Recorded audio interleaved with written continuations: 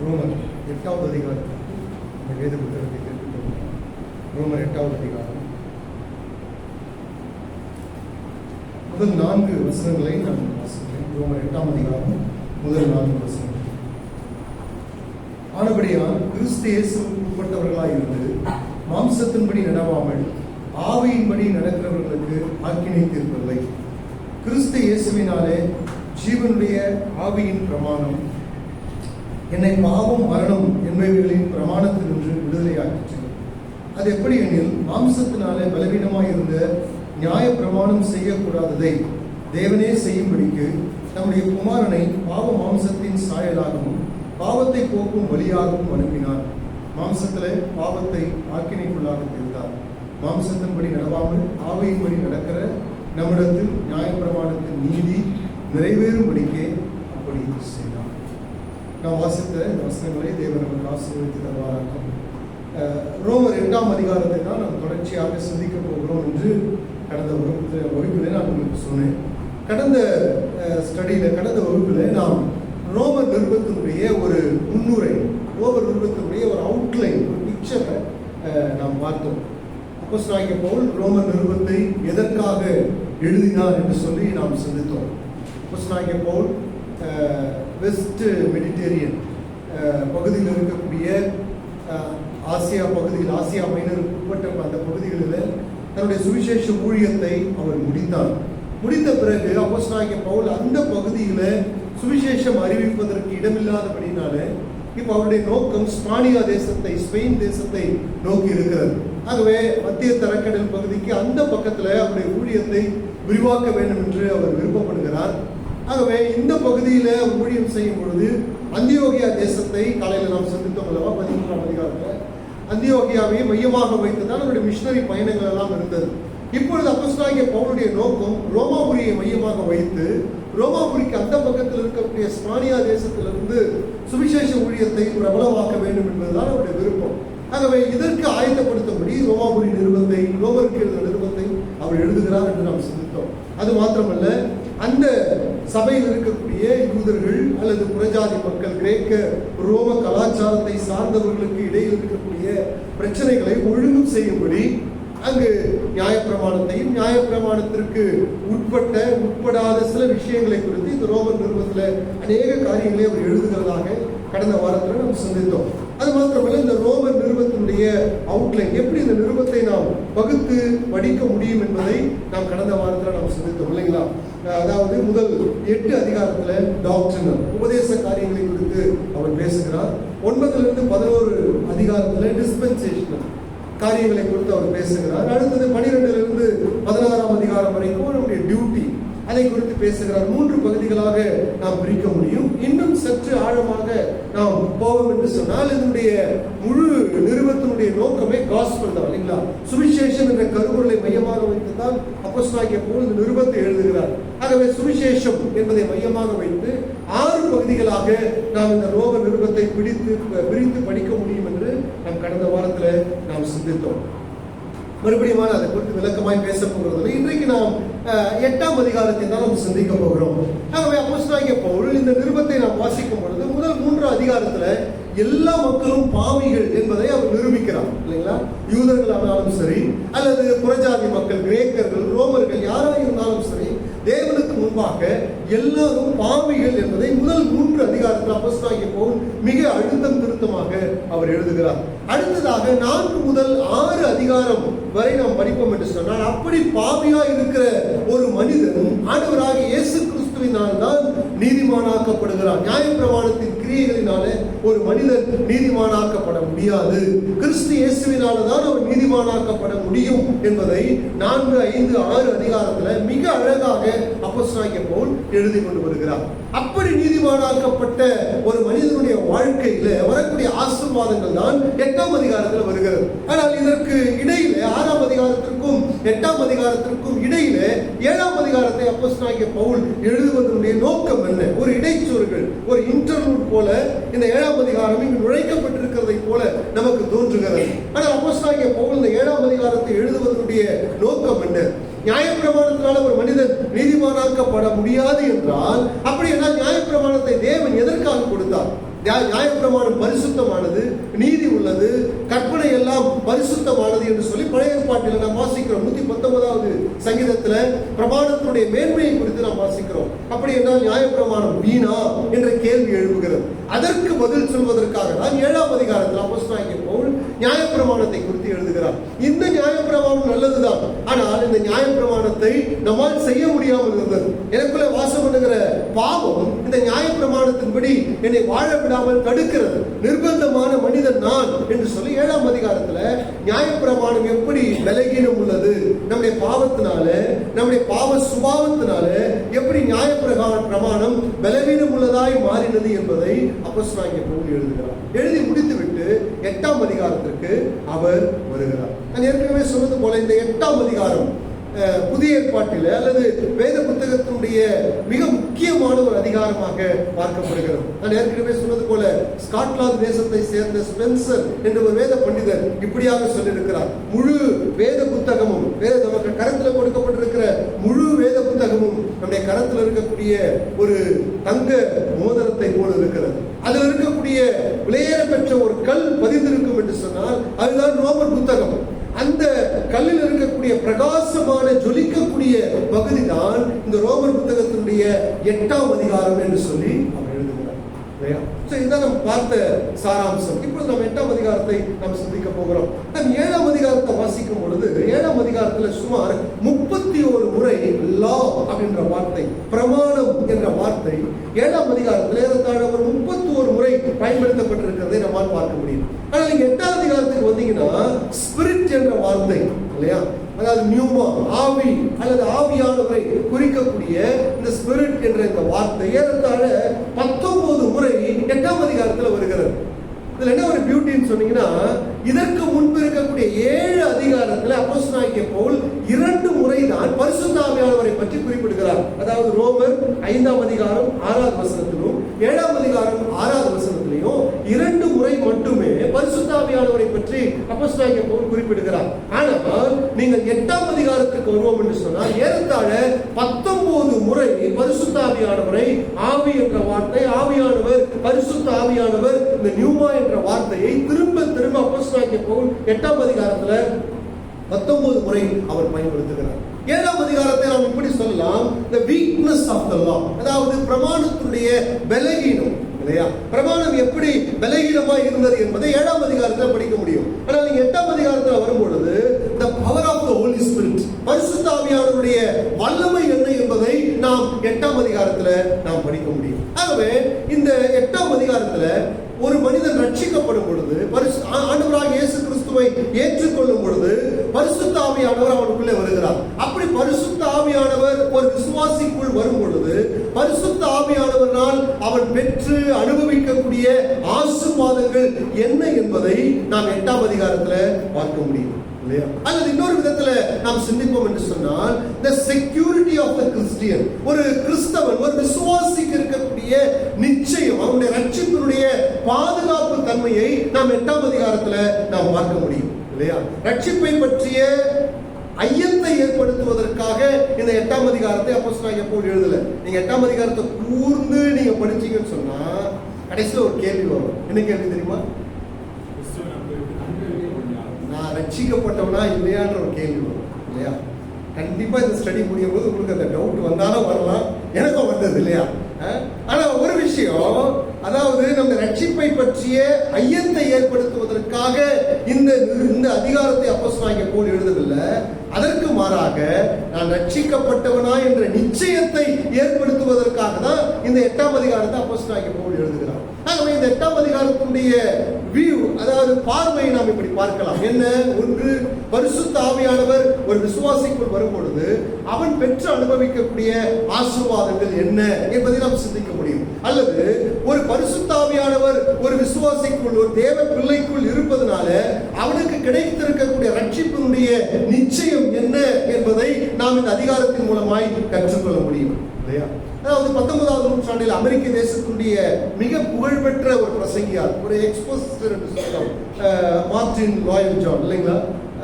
மிகப்பெரிய ஒரு என்ன சொல்றது, ஒரு பிரசங்கியா, ஒரு வேதத்தை முறையாக பகுத்து போதிக்கக்கூடிய ஆற்றல் படைத்த ஒரு மனிதன். 7ஆம் அதிகாரத்தினுடைய 15வது வசனம் முதல் 8ஆம் அதிகாரத்தினுடைய 5வது வசனம் முறை அவர் எழுதின ஒரு கமெண்ட்ரி 600 பக்கம்.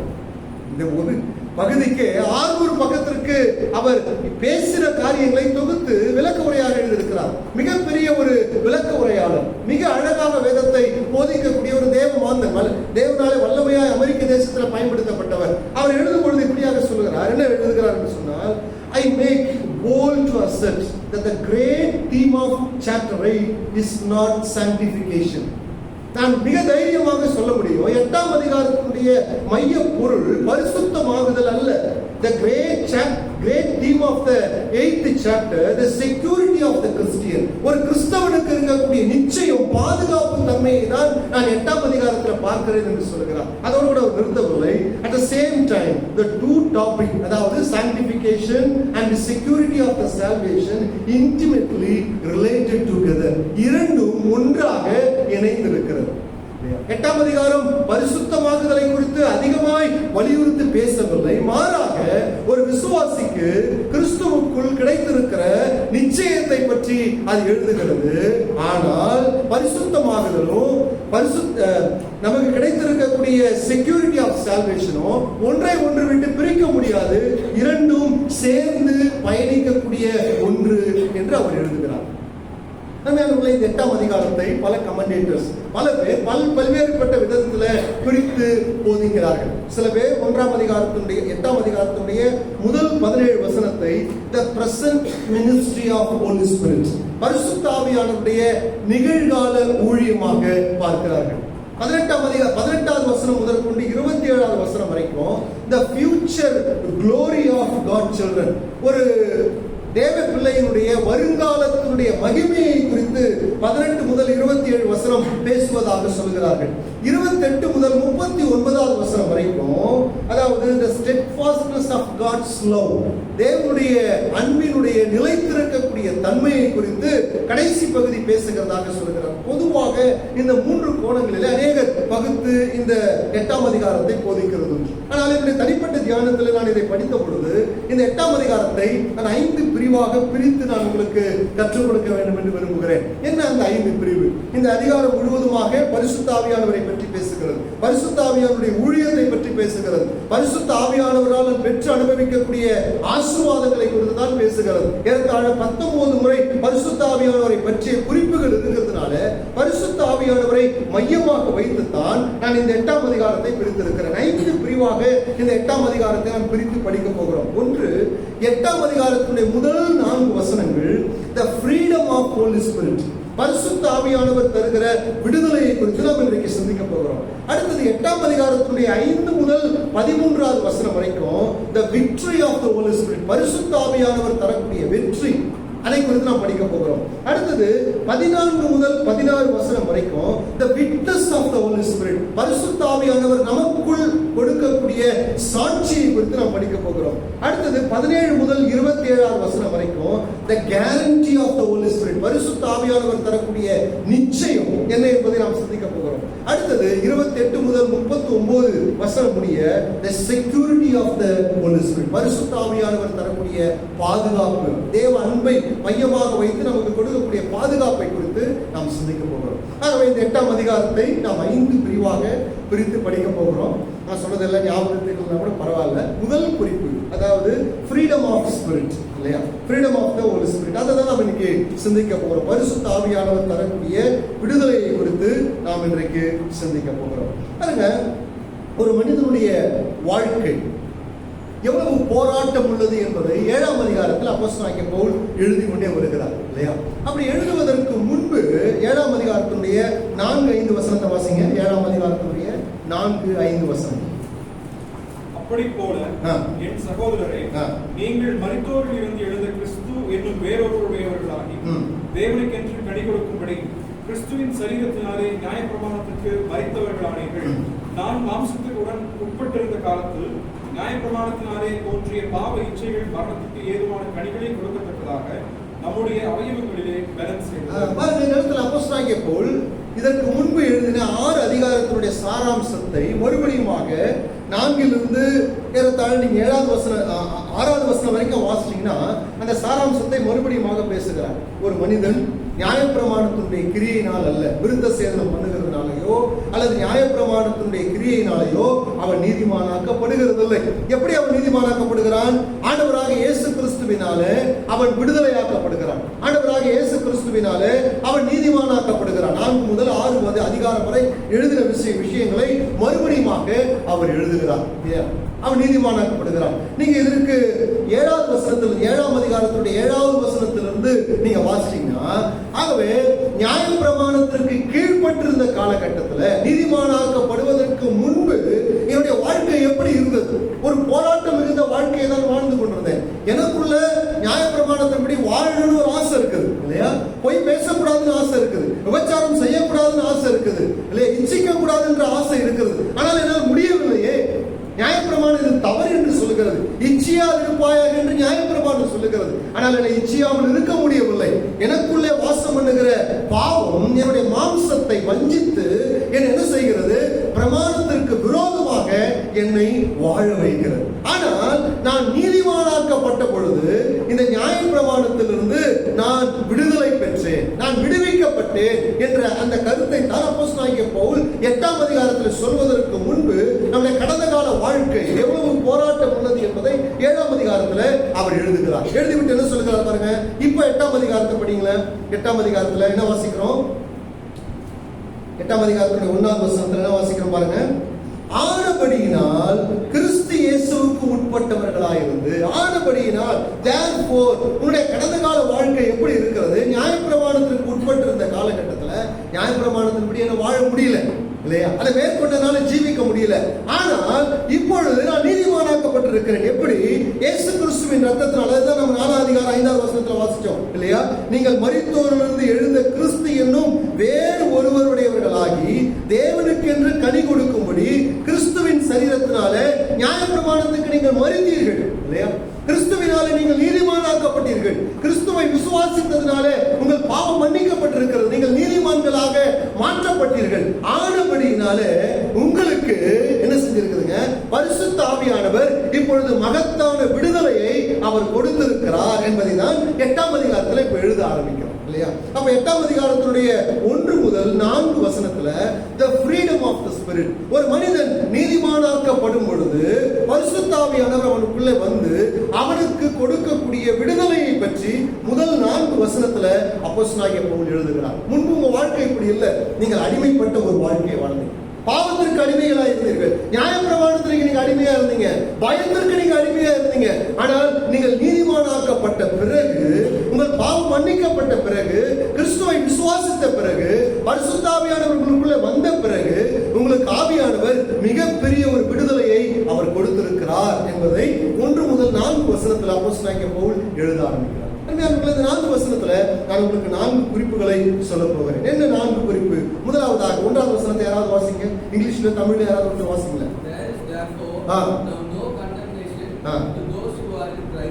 போதுங்க. அதுக்கப்புறம் ஆனபடியால் கிறிஸ்து இயேசுவுக்கு உட்பட்டவர்களாய் இருந்து அல்லது கிறிஸ்து இயேசுவுக்கு உட்பட்டவர்களுக்கு ஆக்கினை தீர்ப்பு இல்லை. நடுவில் ஒரு 2 வார்த்தை வருது.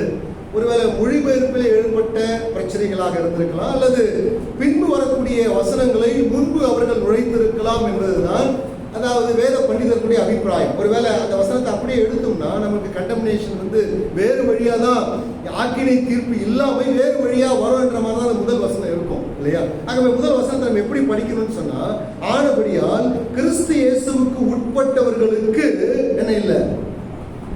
யாரும் சொல்ல மாட்டீங்க, ஆக்கினை தீர்ப்பு இல்லை. நோ கண்டம்னேஷன் இல்லையா? அப்ப முதல் குறிப்பு என்னவென்று சொன்னால், பரிசுத்த ஆவியானவர் தரக்கூடிய விடுதலையில முதலிலே வரக்கூடியது நோ கண்டம்னேஷன். ஆக்கினை தீர்ப்பு இல்லை. ஆக்கினை தீர்ப்பு இல்லை. யாருக்கு? கிறிஸ்து இயேசுவுக்கு உட்பட்டவர்களுக்கு ஆக்கினை தீர்ப்பு இல்லை.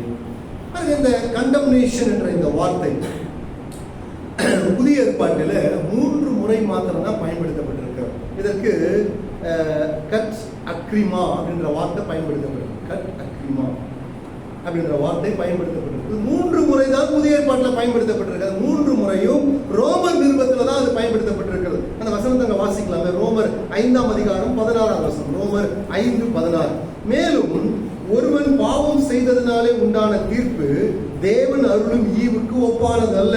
அந்த தீர்ப்பு ஒரே குற்றத்தின் நிமித்தம் ஆக்கினைக்கு ஏதுவாயிருந்தது. இந்த இடத்துல அக்ரிமா அப்படின்ற வார்த்தை, கண்டம்னேஷன், 8ஆம் அதிகாரம் 1ஆம் அதிகாரத்தில் பயன்படுத்தப்பட்ட அதே கிரேக்க பதம் தான் நீங்க பயன்படுத்தப்படுகிறது. அடுத்ததாக ரோமர் 5ஆம் அதிகாரம் 18ஆம் வசனம். ஆகையால் ரோமர் 5:18. ஆகையால் ஒரே மீறுதலினாலே எல்லா மனுஷரும் ஆக்கினை தீர்ப்புக்கு ஏதுவான தீர்ப்பு உண்டானது போல, ஆக்கினை தீர்ப்பு, கண்டம்னேஷன். அடுத்தது ரோமர் 8ஆம் அதிகாரம் 1ஆம் வசனம். 3 இடங்கள்ல தான் இந்த கிரேக்க பதம் பயன்படுத்தப்பட்டிருக்கிறது. மற்ற இடத்துல தமிழ் வேதாகமத்துல ஆக்கினை தீர்ப்பு என்ற வார்த்தை வரும். ஆனால் அங்கு பயன்படுத்தப்பட்ட வார்த்தை கிறிஸ்டிஸ் அப்படின்ற வார்த்தை அல்லது கிறிஸ்டிஸ் என்ற வார்த்தை பயன்படுத்தப்படுது. அதற்கு பேரு ஜட்ஜ்மெண்ட், தீர்ப்பு என்று சொல்லி அர்த்தம். பாருங்க, இந்த தீர்ப்புக்கும் ஜட்ஜ்மெண்ட்டுக்கும் கண்டம்னேஷனுக்கும் என்ன டிஃபரெண்ட் இருக்குன்னு சொன்னா, அப்போஸ்தலனாகிய பவுல் எந்த நோக்கத்தோடு கூட இந்த இடத்துல இந்த வார்த்தையை அவர் பயன்படுத்துகிறார்னு சொன்னால், இந்த கண்டம்னேஷன் இல்லையா, ஆக்கினை தீர்ப்பு அப்படின்ற அந்த வார்த்தைக்கு, கிரேக்க வார்த்தைக்கு என்ன அர்த்தம்னா, அதை இப்படி நான் வாசிக்கிறேன். It's a primary focus is not so much on the verdict, rather penalty that verdict demands. அதாவது இந்த கண்டம்னேஷன் என்ற வார்த்தையினுடைய பொருள் என்னவென்று சொன்னால், ஒரு தீர்ப்பு வழங்கப்படுகிறது. தீர்ப்பு முக்கியமானதல்ல, தீர்ப்பிலே சொல்லப்பட்டிருக்கக்கூடிய தண்டனைக்கு தான் இந்த கண்டம்னேஷன் என்ற வார்த்தை அதிக முக்கியத்துவம் கொடுக்கிறது. பாருங்க, உங்களுக்கு எளிமையா புரிஞ்சுக்கணும்னு சொன்னா, ஒரு மாதத்திற்கு முன்பு சாத்தான் குலத்துல அப்பா மகன் கொல்லப்பட்ட ஒரு தீர்ப்பு வந்தது. ஞாபகம் இருக்குங்களா? இல்லையா? பேப்பர்ல பப்ளிஷ் ஆகும் பொழுதோ, நியூஸ்ல சொல்லும் பொழுதோ, ஜட்ஜ்மெண்ட் தீர்ப்பை நீங்க அதிக கான்சென்ட்ரேட் பண்ணீங்களா, தீர்ப்புல சொல்லப்பட்ட அந்த தண்டனையை அதிகமா கவனிச்சீங்களா? தண்டனை தான். என்ன தண்டனை?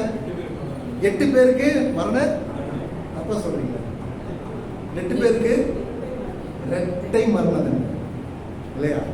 எத்தனை மரண தண்டனை இல்லையா? அந்த வெர்டிக்ட் என்ன சொல்லுது, அந்த நியாய தீர்ப்பு ஜட்ஜ்மெண்ட் ஆர்டர் என்ன சொல்றதுன்னா நான் கவனிக்கல.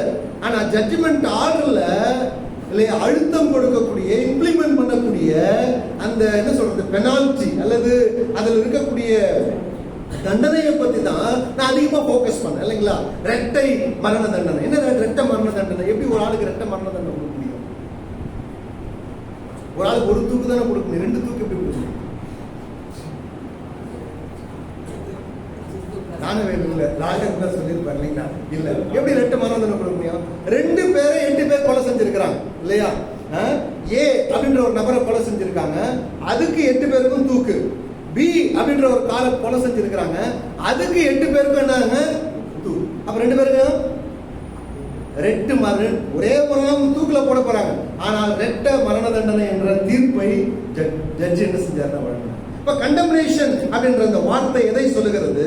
இதன் முதன்மையான கவனம் தீர்ப்பின் மீது அல்ல, வெர்டிக்ட் அல்ல, ஆனால் அந்த தீர்ப்பு கோரும் அதனுடைய தண்டனை மீதுதான் அதிகமாய் இந்த வார்த்தை கவனம் செலுத்துகிறது. அதுதான் நீங்க, அதாவது தீர்ப்புக்கும் ஆக்கினை தீர்ப்புக்கும் இருக்கக்கூடிய வித்தியாசம். கண்டம்னேஷன் இங்க சொல்லப்பட்டிருக்க இந்த கிறிஸ்டிஸ் என்ற வார்த்தைக்கும் கட் அக்ரிமா அப்படின்ற வார்த்தைக்கு இருக்கக்கூடிய வித்தியாசம் என்ற இந்த பதம், இந்த ஆக்கினை தீர்ப்புக்கு அப்போஸ்தலனாகிய பவுல் பயன்படுத்துகிற இந்த பதம் அங்க இருக்கக்கூடிய ஜட்ஜ்மெண்ட் ஆர்டர் அல்ல, அது என்ன தண்டனையை இம்ப்ளிமெண்ட் பண்ணுது, எந்த தண்டனையை நிறைவேற்ற சொல்லுகிறது என்பதை தான் அதிகமாக அது போக்கஸ் பண்ணுது. என்ன தண்டனை? ரோமர் 6ஆம் அதிகாரம் 23ஆவது வசனம் என்ன சொல்லுகிறது? என்ன தண்டனைங்க? நமக்கு எல்லாருக்கும் தெரிஞ்ச வசனம் தான். பாவத்தின் சம்பளம் இல்லையா? பாவத்தின் சம்பளம் மரணம். ஏன் இந்த மரணம் கொடுக்கப்படுகிறது? என்னதான் ஜட்ஜ்மெண்ட் எழுதினாலும் இந்த வார்த்தை எதை போக்கஸ் பண்ணுது? நீ பாவம் செஞ்சதுனால உன்னுடைய வெர்டிக்ட், உன்னுடைய ஜட்ஜ்மெண்ட் ஆர்டருடைய ஃபைனல் என்ன சொல்லுதுன்னா, நீ நரகத்துக்கு தான் போகணும். உன்னுடைய ஆக்கினை தீர்ப்பு என்ன? பாவத்தின் சம்பளம் மரணம். அப்ப அப்போஸ்தலனாகிய பவுல் என்ன சொல்றாருன்னா, ஒருவன் கிறிஸ்துவுக்கு உட்பட்டு இருக்கும் பொழுது, ஒரு மனிதன் நீதிமானாக்கப்படும் பொழுது, பரிசுத்த ஆவியானவர் அவனுக்குள்ளே வரும் பொழுது, பரிசுத்த ஆவியானவர் அவனுக்கு என்ன சொல்றாருன்னு சொன்னா, மகனே, இனி உனக்கு என்ன இல்லை? No condemnation. இனி உனக்கு ஆக்கினை தீர்ப்பு இல்லை. ஆக்கினை தீர்ப்பு இல்லை. ஏன் ஆக்கினை தீர்ப்பு இல்லை? அது 3 விதத்துல சொல்லலாம். ஏன் ஆக்கினை தீர்ப்பு இல்லை? 1 யோவான் 2ஆம் அதிகாரம் 2வது வசனத்தை வாசிங்களேன். 1 யோவான் 2ஆம் அதிகாரம் 2வது வசனம் வாசிங்க. 1 யோவான் 2:2. And he himself is the propitiation for our sins, and not for ours only, but also for the whole world. பாருங்க, சர்வலோக பாவத்தை நிவர்த்தி செய்கிற பலியா இருக்கிறார். நம்முடைய பாவ கடன்களை ஆண்டவராகிய இயேசு கிறிஸ்து சிலுவையிலே தீர்த்து முடி நமக்கு பதிலாக ஒருவர் என்ன செஞ்சிருக்கிறாரு? நம்முடைய கடன்களை அவர் செலுத்தி தீர்த்திருக்கிறார். 1 யோவான் 1ஆம் அதிகாரம் 9வது வசனத்தை வாசிக்க. 1 யோவான் 9:1-9 என்ன வாசிக்கிறோம்? நம்முடைய பாவங்களை நாம் அறிக்கையிட்டால் பாவங்களை நமக்கு மன்னித்து எல்லா அநியாயத்தையும் நீக்கி நம்மை சுத்திகரிப்பதற்கு நம்முடைய கடன்களை மன்னித்தது மாத்திரமல்ல, நம்முடைய எல்லா அநீதிகளையும் அவர் என்ன செஞ்சிருக்கிறாங்க? சுத்திகரித்திருக்கிறார். ரோமர் 5ஆம் அதிகாரம் 19வது வசனத்தை வாசிச்சு பாருங்க. ஒருவருடைய கீழ்ப்படிதனாலே அநேகர் நீதிமான்களாக்கப்பட்டிருக்கிறார்கள். 2 கொரிந்தியர் 5ஆம் அதிகாரம் 21வது வசனத்துல நாம் அவருக்குள் தேவனுடைய நீதியாகும்படி பாவம் அறியாதவர் பாவமாக்கும் இல்லையா? அவர் மூலமாக நான் நீதிமான்களாக மாற்றப்பட்டிருக்கிறோம். நீதி என்ற போர்வையை அவர் எனக்கு போர்த்தி இருக்கிறார். 3 விஷயம். என்னுடைய பாவ கடன்களை இயேசு கிறிஸ்து செலுத்தி தீர்த்து முடித்து விட்டார். 2வது, என்னுடைய எல்லா நீதிகளையும் சுத்திகரித்திருக்கிறார். 3வது, அவருடைய நீதி என் மேல் போர்த்தப்பட்டிருக்கிறதுனால பரிசுத்த ஆவியானவர் எனக்குள்ள என்ன சொல்றாருன்னா, மகனே, இனிமேல் உனக்கு என்ன இல்லை? நோ இல்லையா? என்னுடைய வீழ்ச்சி, ஒருவேளை நான் ரட்சிக்கப்பட்ட பிறகு, நான் ஆண்டவராகிய இயேசு கிறிஸ்துவை ஏற்றுக்கொண்ட பிறகு, பரிசுத்த ஆவியானவர் எனக்குள்ளே இருக்கிறார் என்ற அஷூரன்ஸ் கிடைத்த பிறகு, என்னுடைய வீழ்ச்சி என்ன செய்யாதுங்க? இந்த தீர்ப்பை மாற்றி ஒருபோதும் எழுத முடியாது.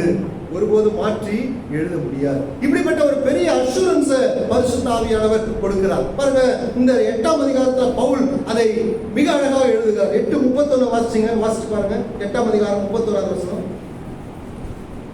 8:31. இவைகளை குறித்து நாம் என்ன சொல்லுவோம்?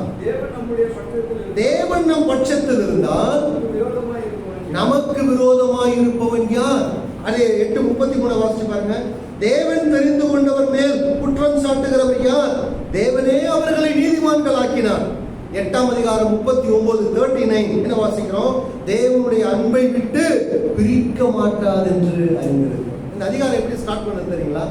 8ஆம் அதிகாரம் 1வது வசனம் இங்கிலீஷ் பைபிள்ல நோ கண்டம்னேஷன். 8ஆம் அதிகாரத்தினுடைய 39வது வசனம் கடைசி வசனம் எப்படி முடியுது தெரியுங்களா? நோ செப்பரேஷன் இருக்கா? No separation.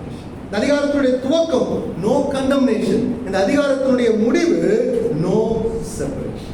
அப்ப பரிசுத்த ஆவியானவர் நமக்கு தரக்கூடிய விடுதலை, இந்த ஃப்ரீடம் ஆஃப் ஸ்பிரிட், அதுல கிடைக்கக்கூடிய முதல் விஷயம் என்னன்னா, பரிசுத்த ஆவியானவர் எனக்குள்ளே வரும் பொழுது, நான் நீதிமானாக்கப்படும் பொழுது அவர் என்ன சொல்லுகிறார்? மகனே, இனி உனக்கு நோ கண்டம்னேஷன், இனி உனக்கு ஆக்கினை தீர்ப்பு இல்லை இல்லையா? உன்னுடைய தண்டனை நிறைவேற்றி முடிக்கப்பட்டது. உன்னுடைய பாவக்கடன் செலுத்தப்பட்டது. உன்னுடைய அநீதி எல்லாம் சுத்திகரிக்கப்பட்டது. கிறிஸ்துவினுடைய நீதி உண்மையில் போர்த்தப்பட்டிருக்கிறதுனால நோ கண்டம்னேஷன், நோ செப்பரேஷன். கிறிஸ்துவை விட்டு ஒருவனும் என்னை பிரிக்க முடியாது என்ற நிச்சயத்தை நமக்குள்ளே ஏற்படுத்தும். இப்படிப்பட்ட நிச்சயம் உங்க வாழ்க்கையில் இருக்குதா? இப்படிப்பட்ட ஒரு நிச்சயம் என்னுடைய வாழ்க்கையில் இருக்கிறதா? எனக்கு நோ கண்டம்னேஷன், எனக்கு ஆக்கினை தீர்ப்பு இல்லை இல்லையா? ஒரு சில சமயத்தில் நம்முடைய வாழ்க்கையில் ஏற்படக்கூடிய வீழ்ச்சிகள் இல்லையா? உடனே பாவங்களை பத்தி சொல்ல, சில சமயத்தினுடைய வாழ்க்கையில் ஏற்படக்கூடிய வீழ்ச்சிகள் அதே நேரத்தில் நம்முடைய இருதயத்தில் என்ன கேள்வி எழுப்புகிறதுன்னு சொன்னா, சில பேர் அதை வைத்து என்ன வாதம் பண்றாங்கன்னு சொன்னா, என்ன சொல்றாங்க? உன்னுடைய ரட்சிப்பு உண்மையானது அல்ல, நீ ரட்சிக்கப்பட்டவன் அல்ல இல்லையா? நீ பரலோகம் போக முடியாது, உன்னை ரட்சிப்பை நீ எழுந்து போயிடுவ. இப்படிப்பட்ட போதனைகள் எல்லாம் நம்ம மத்தியில் இருக்கிற பட்சத்துல அப்போஸ்தலனாகிய பவுல் என்ன எழுதுகிறார் இந்த இடத்துல? ஆனபடியினாலே ஒரு மனிதன் நீதிமானாக்கப்படுவான் என்று சொன்னார். ஒரு மனிதன் கிறிஸ்துவுக்குள்ளே வரும் பொழுது அவனுக்கு ஆக்கினை தீர்ப்பு இல்லை என்ற விடுதலையை பரிசுத்த ஆவியானவர் அவனுடைய இருதயத்தில் ஏற்படுத்துகிறார். No condemnation. ரீசன், எனக்கு ஆக்கினை தீர்ப்பு இல்லை, ரீசன் நிறைய விஷயங்கள் பல வேத வசனத்தை வச்சு நான் உங்களுக்கு சொன்னேன். நம்முடைய கடன்களை அவர் மன்னித்திருக்கிறார், நீதியை சுத்திகரித்திருக்கிறார், நீதியை போத்திருக்கிறார், எல்லாம் கரெக்ட் தான். ஆனா 8ஆம் அதிகாரத்தில் அப்போஸ்தலனாகிய பவுல் என்ன சொல்றார்? ஃபர்ஸ்ட் ரியாலிட்டி இல்லையா? No condemnation. அதுதான் உண்மை, அதுதான் யதார்த்தம். ஒரு ரட்சிக்கப்பட்ட தேவ பிள்ளையுடைய வாழ்க்கையில் இருக்கக்கூடிய மிகப்பெரிய அஷூரன்ஸ், மிகப்பெரிய ரியாலிட்டி என்னன்னா, எனக்கு ஆக்கினை தீர்ப்பு இல்லை. இந்த ரீசன் என்ன காரணம், ஏன் எனக்கு ஆக்கினை தீர்ப்பு இல்லை, ஏன் இந்த விடுதலை எனக்கு கிடைத்திருக்கிறது என்று சொன்னால், இரண்டாவது வசனத்துல பவுல் என்ன சொல்லுகிறார் பாருங்க, the liberation இல்லையா, விடுதலை. என்ன வாசிக்கிறோம் பாருங்க, 2ஆம் வசனத்தை வாசிங்க. கிறிஸ்து இயேசுவினாலே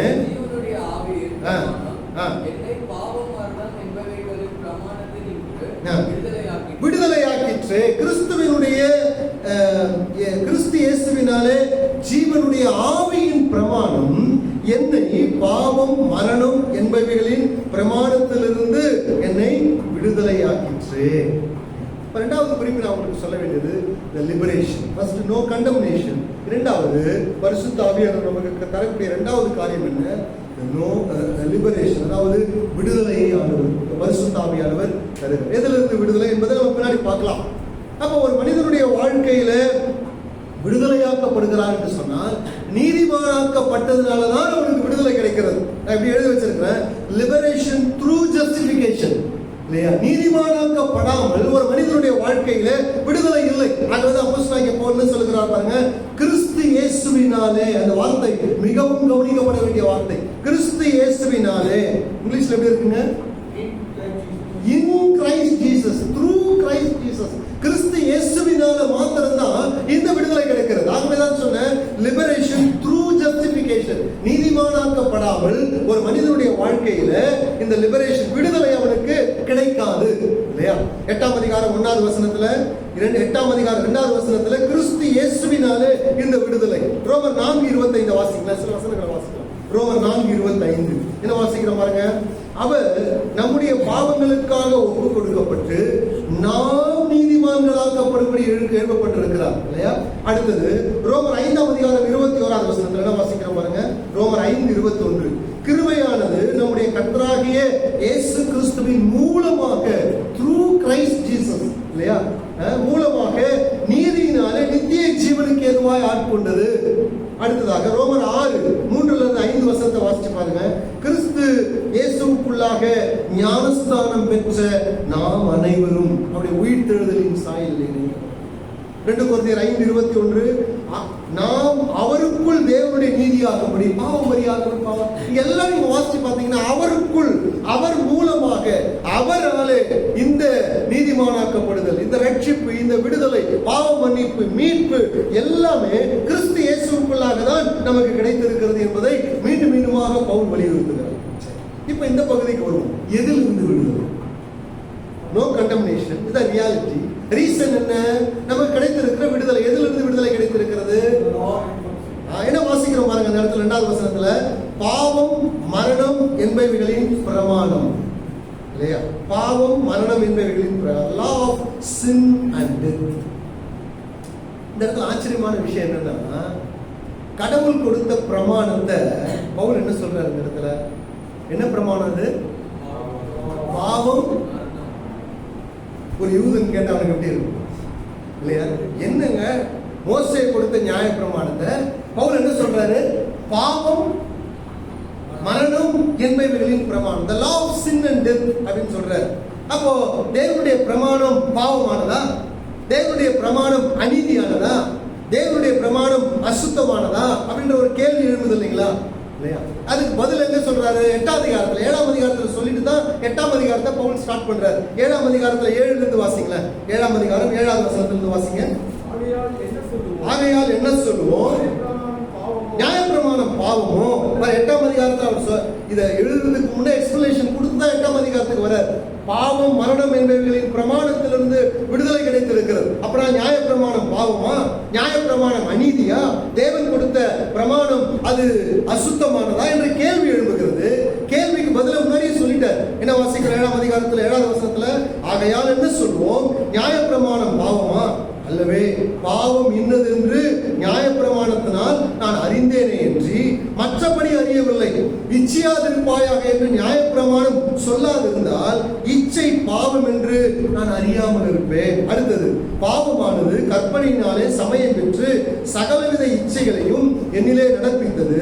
நியாயப்பிரமாணம் இல்லாவிட்டால் பாவம் செத்ததாய் இருக்கும். 9ஆம் வசனம், முன்னே நியாயப்பிரமாணம் இல்லாதிருந்த போது நான் ஜீவன் உள்ளவனாய் இருந்தேன். கற்பனை வந்தபோது பாவம் உயிர் கொண்டது, நான் மரித்தவனாக. அப்படி என்றால் தேவனுடைய நியாயப்பிரமாணம் நன்மையானதுதான். தேவனுடைய நியாயப்பிரமாணம் பாவம் அல்ல. எனக்குள்ளே வாசம் பண்ணுகிற பாவம் என்ன ஆயிற்று? தேவனுடைய நியாயப்பிரமாணத்தை எனக்கு நெகட்டிவா மாறும். அடுத்தது என்ன சொல்றாரு பாருங்க. அப்படின்னா நியாயப்பிரமாணம் ஆண்டவர் தீமைக்காக கொடுத்தாரு, நன்மைக்கு கொடுத்தாரா அப்படின்னு 2வது கேள்வி எழுப்புகிறோம். என்ன சொல்றாரு? 13ஆம் வசனத்தை வாசிங்க. 7:13 7:30. மரணமாயிற்றோ, நன்மையானது எனக்கு மரணமாயிற்றோ இல்லையா? அப்படி அல்ல, பாவமே எனக்கு மரணமாயிற்று. பாவம் கற்பனையினாலே மிகுந்த பாவம் உள்ளதாகும்படி அது நன்மையானதை கொண்டு எனக்கு மரணத்தை உண்டாக்கினதுனாலே பாவமாக விளங்கும்படி அப்படி ஆயிடுச்சு. என்ன சொல்றாரு? இப்படி இருக்க நன்மை எனக்கு மரணம் ஆயிற்றா? தேவனுடைய நியாயப்பிரமாணம் நன்மைதான். தேவனுடைய நியாயப்பிரமாணம் நீதியானதுதான். தேவனுடைய நியாயப்பிரமாணம் பரிசுத்தமானதுதான். ஆனால் எனக்குள்ளே வாசம் செய்கிற பாவம் என்னுடைய மாம்சத்தையும் மனசையும் அல்லது மாம்ச இச்சைகளையும் மேற்கொண்டு அடிமையாக்கி தேவனுடைய பிரமாணத்திற்கு விரோதமாக வாழ்ந்து அதனால மரணத்தை எனக்கு கொண்டு வரும். இல்லையா? கரெக்ட். மரணத்தை எனக்கு கொண்டு வரும். ஆகவே நான் என்ன செஞ்சேன்? பாவத்திற்கு அடிமையா. தேவனுடைய நியாயப்பிரமாணம் என்னை நியாயம் இருக்கிறது. தேவனுடைய நியாயப்பிரமாணம் பலவீனம் உள்ளதாய் மாறிடுச்சு. தேவனுடைய நியாயப்பிரமாணம் என்னை ரட்சிக்க முடியல. தேவனுடைய நியாயப்பிரமாணம் இன்றுவனுக்கு ஆக்கினை தீர்ப்பதான் கொண்டு வந்தது. தேவனுடைய நியாயப்பிரமாணம் எது பாவம் என்பதை எனக்கு சுட்டி காண்பித்தது.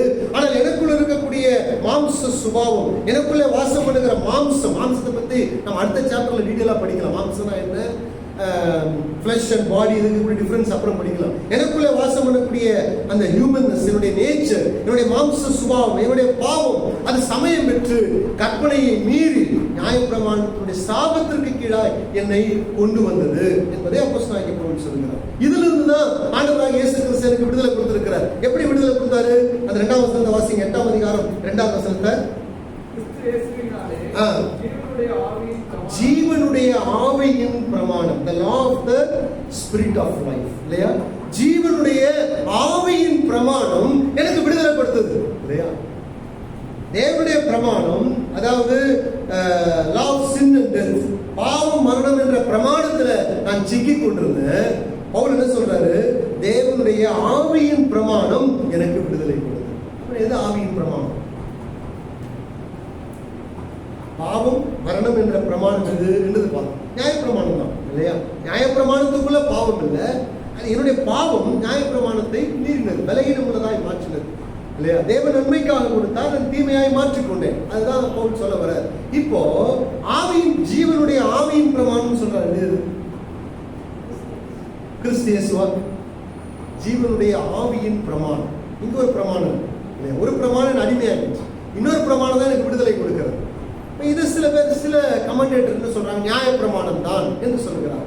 சில கமெண்டேட்டர் இது பரிசுத்த ஆவியானுடைய வல்லமை என்று சொல்கிறார்கள். இந்த ஜீவனுடைய ஆவியின் பிரமாணம் பரிசுத்த ஆவி என்று சில பேர் சொல்கிறார்கள். சில மிக முக்கியமான என்ன சொல்றது, நோட்டபிள், ஒரு மிக முக்கியமான சில கமெண்டேட்டர் எழுதும் பொழுது என்ன எழுதுகிறார்கள் சொன்னா, பாருங்க, இந்த பாவத்திலிருந்து விடுதலை கிடைக்கக்கூடிய செய்தி எதன் மூலமாக எனக்கு அறிவிக்கும்? எதெல்லாம் அறிவிக்கப்படுதுங்க? ஜீவனுடைய ஆவியின் பிரமாணம் என்பது சொல்லும் பொழுது எதை குறிக்கிறதுன்னு சொன்னா ரொம்ப சிம்பிள் தான். சுவிசேஷம், இல்லையா? அதற்குள்ளே ஜீவனும் இருக்கிறது. அதற்கு மூலமாக பரிசுத்த ஆவியானவர் கிரியை செய்கிறார். ஆகவா 2 கொரிந்தியர் 3ஆம் அதிகாரம் 8வது வசனத்துல சில மொழிபெயர்ப்பு இப்படி சொல்லுகிறது. Pavul the ministry of the spirit, பரிசுத்த ஆவியானவருடைய ஊழியம், எங்களுடைய ஊழியத்தை பரிசுத்த ஆவியானவருடைய ஊழியம் சொல்றார், சுவிசேஷ ஊழியத்தை, இல்லையா? சில மொழிபெயர்ப்பு அப்படி எழுதப்பட்டிருக்கிறது, the ministry of the spirit. அப்போ ஜீவனுடைய ஆவியின் பிரமாணம் எது? ஆண்டவருடைய சுவிசேஷம், இல்லையா?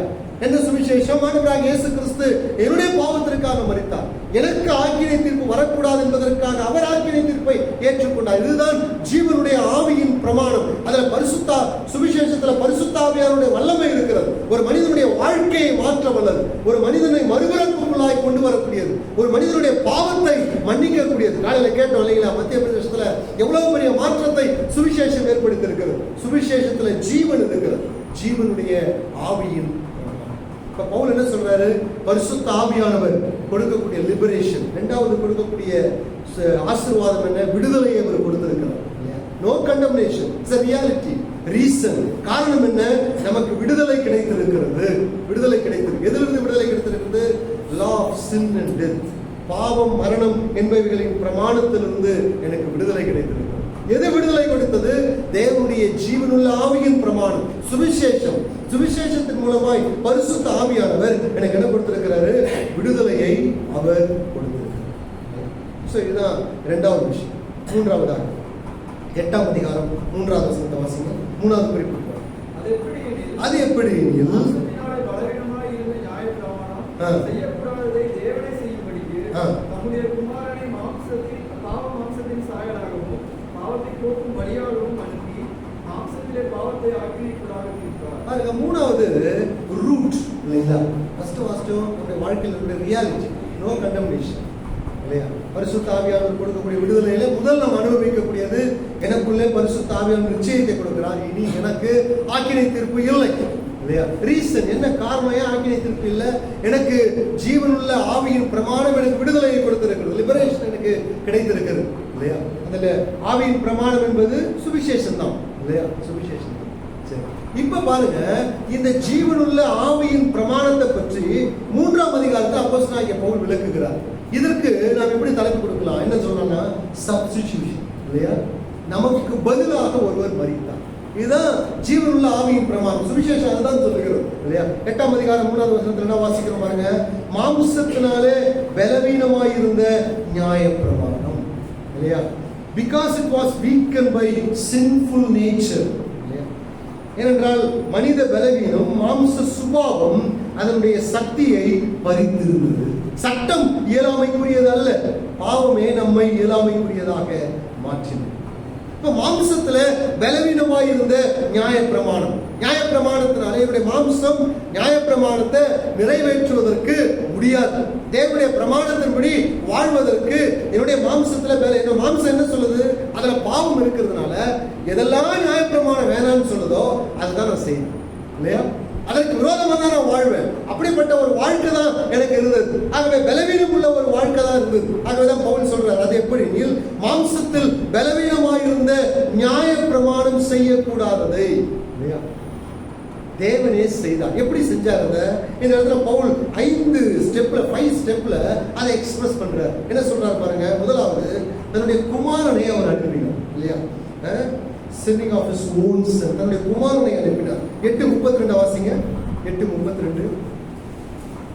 தம்முடைய சொந்த குமாரன் என்று பாராமல் நமக்கு எல்லாருக்காகவும் அவரை ஒப்புக் கொடுத்தவர், அவரோடே கூட மற்ற எல்லாவற்றையும் நமக்கு அருளார். முதலாவது என்ன சொல்றாரு? தேவனே அதை செய்தார். மாம்சத்துல பலவீனமாய் இருந்த நியாய பிரமாணம் செய்யக்கூடாததை செய்யும்படிக்கு என்ன செஞ்சார்னா, பிதாவாகிய தேவன் என்ன செஞ்சார்? தன்னுடைய ஒரே பேரான குமாரனை அவர் அனுப்பினார். இரண்டாவதாக என்ன சொல்றாரு பாருங்க? 8ஆம் அதிகாரத்தினுடைய 3வது வசனத்தை வாசிங்க.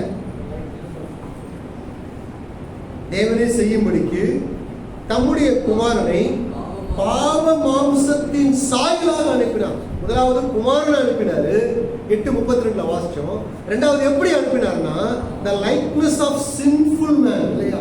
பாவ மாம்ச சாயலிலே அவர் அனுப்பினார். இது எதை குறிக்கிறது?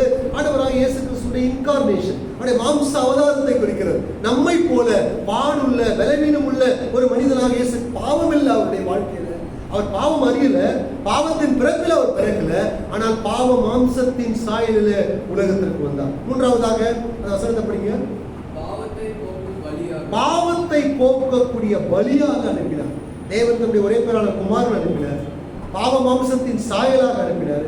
மூன்றாவது, பாவத்தை போக்கக்கூடிய பலியாக அவர் அனுப்பினார். நான்காவதாக, மாம்சத்திலே பாவத்தை ஆக்கினைக்குள்ளாக தீர்த்தார். மாம்சத்தில்னா என்ன? ஆண்டவராகிய இயேசு கிறிஸ்துவின் மாம்சத்தில் பாவத்தை ஆக்கினைக்குள்ளாக தீர்த்தார். பாவத்திற்கு வர வேண்டிய தண்டனையை சிலுவையிலே கிறிஸ்துவினுடைய மாம்சத்தில் அவர் சுமந்து தீர்த்தார். இல்லையா? ஐந்தாவதாக 4வது வசனத்தை வாசிங்க. ஆவியின்படி நடவாமல் ஆவியின்படி நடக்கிற நம்மிடத்தில் நியாயப்பிரமாணத்தின் நீதி நிறைவேறும்படிக்கு அப்படி செய்தார். தேவனுடைய நோக்கம் அதனால நிறைவேறும்.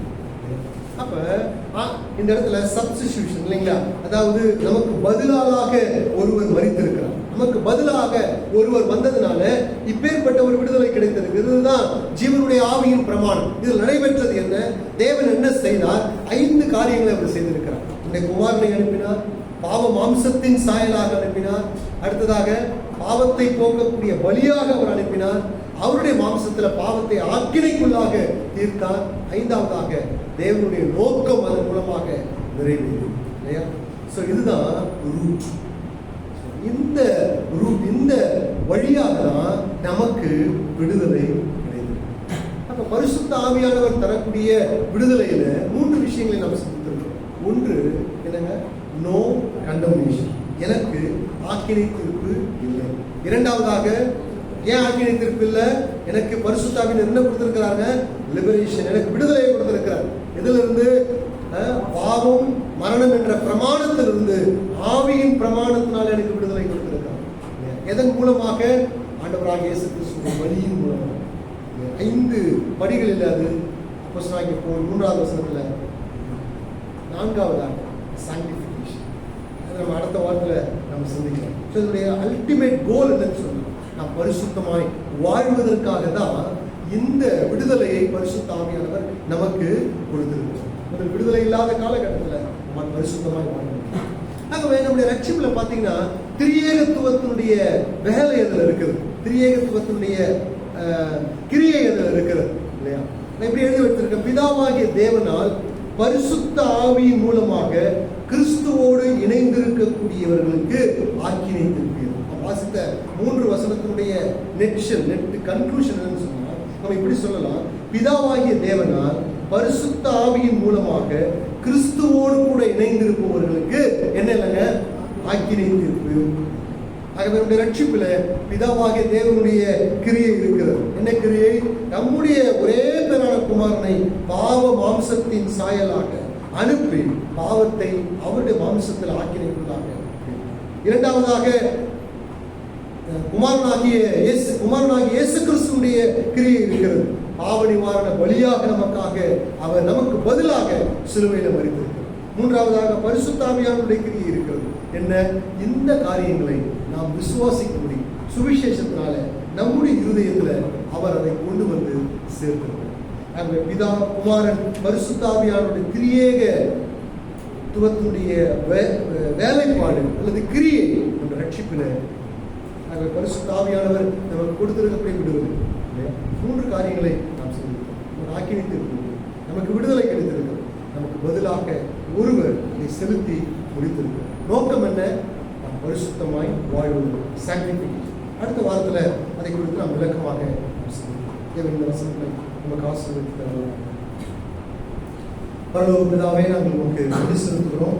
அன்றைய நன்மையான வேலையில ரோமர் 8ஆம் அதிகாரத்தினுடைய முதல் 4 வசனங்களை நாங்கள் படித்து சிந்திக்க உங்களுக்கு உதவி செய்து அதற்காக நாங்கள் உதிக்கிறோம். நாங்கள் போற்றுகிறோம். எங்களுடைய மாம்சத்தில் வாசம் பண்ணக்கூடிய பாவம் தேவனுடைய பிரமாணத்திற்கு விரோதமாய் வாழ்வதற்கு எங்களை ஒரு காலகட்டத்தில் தூண்டி கொண்டிருந்தோம். நாங்களுக்கு அடிமைப்பட்டிருந்தோம். உங்களுடைய மாம்சமும் மனசும் எதை இச்சிக்கிறதோ, எதை நேசிக்கிறதோ அதை செய்து பிரமாணத்தை நாங்கள் விலகீனப்படுத்தினோம். பிரமாணம் எங்களுக்கு ஆக்கினை தீர்ப்பை கொண்டு வந்தது. நரகத்திற்கு நாங்கள் பாத்திரவான்களாய் நாங்கள் காணப்பட்டோம். ஆனால் கிறிஸ்து இயேசுவை நாங்கள் விசுவாசித்த பொழுது, கிறிஸ்து இயேசுவின் மூலமாய் நாங்கள் நீதிமான்களாக்கப்பட்ட பொழுது, கிறிஸ்து இயேசுக்குள்ளாய் நாங்கள் மரித்த பொழுது பாவத்திற்கு வாழ்க்கையில பரிசுத்த ஆவியானவர் எத்தனை ஒரு விடுதலை கொடுத்திருப்பதற்காக நாங்கள் அனுசரிக்கிறோம். பெரிய ஒரு சுதந்திரம் எங்களுக்கு கிடைத்திருக்கிறது, பெரிய ஒரு ஃப்ரீடம் எங்களுக்கு கிடைத்திருக்கிறதுக்காக நாங்கள் நன்றி செலுத்துகிறோம். எங்களுடைய மனசாட்சி எங்களுக்குள்ளே சொல்லுகிறது, இனி எங்களுக்கு ஆக்கினை தீர்ப்பு இல்லை. அதற்காக நன்றி செலுத்துகிறோம். எங்களுக்கு ஒரு பெரிய விடுதலை கிடைத்திருக்கிறது. இனி பிரமாணத்திற்குள்ளாய் நாங்கள் அடிமைப்பட்டவர்கள் அல்ல. ஜீவனுடைய ஆவியின் பிரமாணம், சுவிசேஷம் எங்களுக்கு விடுதலையை கொடுத்திருக்கிறதுக்காக நன்றி செலுத்துகிறோம். காரணம், எங்களுக்காக கிறிஸ்து இயேசு பலியாக ஒப்பு கொடுக்கப்பட்டு எங்களுக்காக ஆண்டவரே எல்லாவற்றையும் எங்களுடைய மாம்சத்தில் சுமந்து தீர்த்ததற்காக நாங்கள் நன்றி செலுத்துகிறோம். நாங்கள் உங்களை போற்றுகிறோம் ஆண்டவரே. ஒரு பெரிய விடுதலை எங்களுக்கு கொடுத்திருப்பதற்காக ஸ்தோத்திரம். திரியேகத்துவத்தினுடைய வேலைப்பாடு ஆண்டவரே, கிரியை ரட்சிப்பில் இருக்கிறதற்காக நன்றி செலுத்துகிறோம் ஆண்டவரே. ஆண்டவரே, இதை பரிசுத்த ஆவியானவர் எங்களுடைய இருதயத்தில் ஏற்ற நேரத்தில் கொண்டு வந்து சேர்த்ததற்காக நாங்கள் துதிக்கிறோம், நாங்கள் போற்றுகிறோம். எங்களுக்கு கொடுத்திருக்கிற ரட்சிப்பு நிச்சயத்திற்காக ஸ்தோத்திரம் செலுத்துகிறோம். அதோடு கூட நாங்கள் வாழ எங்களுக்கு உதவி செய்யும். துதிகன மகிமை எல்லாம் உமக்கு செலுத்துகிறோம். இயேசு கிறிஸ்துவின் நாமத்தில் வேண்டிக் கொள்கிறோம் நல்ல பிதாவே.